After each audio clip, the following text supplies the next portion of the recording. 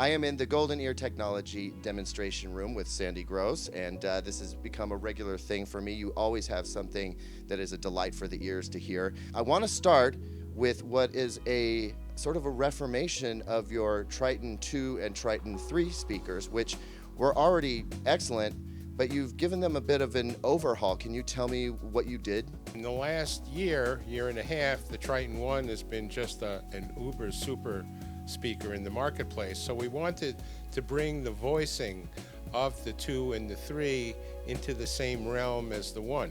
So when you say voicing, just so you know, for folks that might not be familiar with that term, you're talking about the sonic character, what makes that speaker sound distinct and unique and have that signature where you hear it and you go, that's the Triton 1. The sonic signature, exactly. And so the key again is the voicing where everything is tuned. And what we did is we changed the drivers. The bass mid-range drivers are new.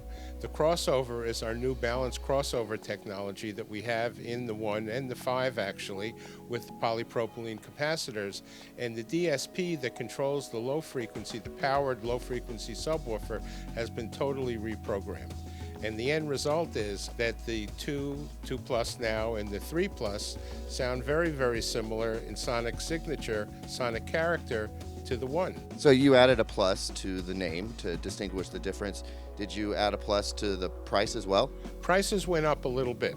So the Triton 3 Plus is now $2,500 a pair, and the Triton 2 Plus is $3,500 a pair. But I think still very reasonable in the world of high-end audio today.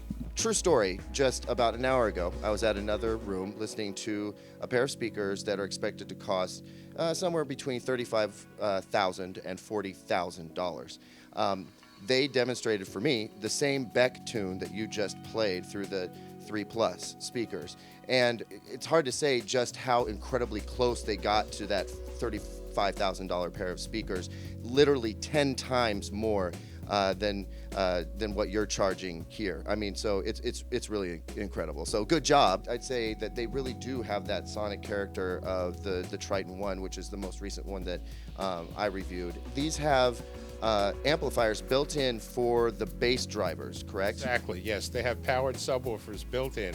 And the reason why we build the powered subwoofers into the speaker, although when we introduced the concept, people thought it was to get the subwoofer box out of the room, it's really to get it much better integrated with the rest of the speaker, which is important for home theater, but for music, it's absolutely critical.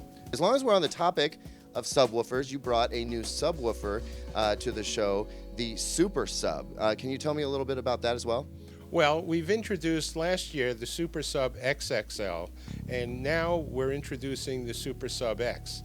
And basically, this particular subwoofer, both of these, have a unique technology. They have dual plane inertially balanced drivers.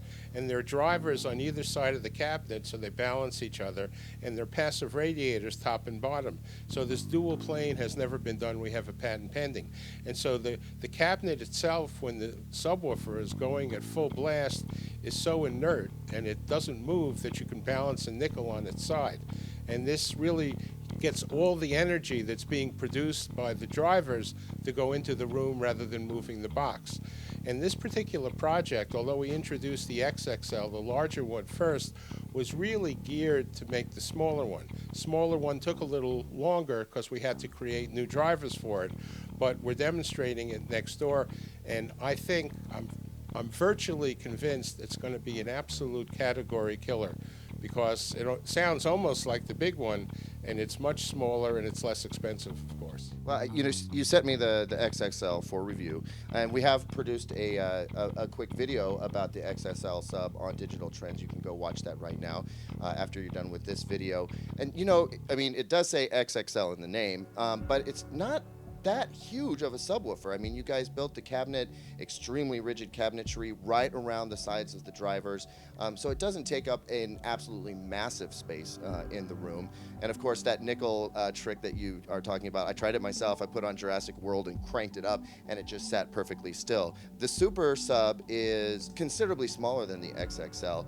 How are you able to get that big bass output out of such a small box? Well, again, it's the technology. This, inertially balanced technology really works, and the combination of the active drivers with the passives gives us incredible output, incredible control, and maintains a very tight, very detailed and musical sound. Well, in the interest of time, I haven't heard that sub yet. We're going to go hear that in a minute. And I'll write my full, sonic impressions down below this video. We'll go hear that soon. But if it's anything like the XXL, I expect to be pretty impressed. It's amazingly similar. I was shocked at just how good it turned out. And what is the price point on the Super Sub? The Super Sub X is $1249. Okay, so it's definitely a premium offering. It goes above and beyond your force field line, but you're kind of getting into that territory where it's competing with subs that cost $5,000-$6,000. Is that the idea? Absolutely, and the response from our dealers, well, of course, on the XXL so far, is they have said in their stores they're comparing it with everything, the $5,000-$6,000 subs, and the XXL is the winner. Keep killing it, and I think once again you're going to have another year of audio reviewers and customers alike just raving about your gear.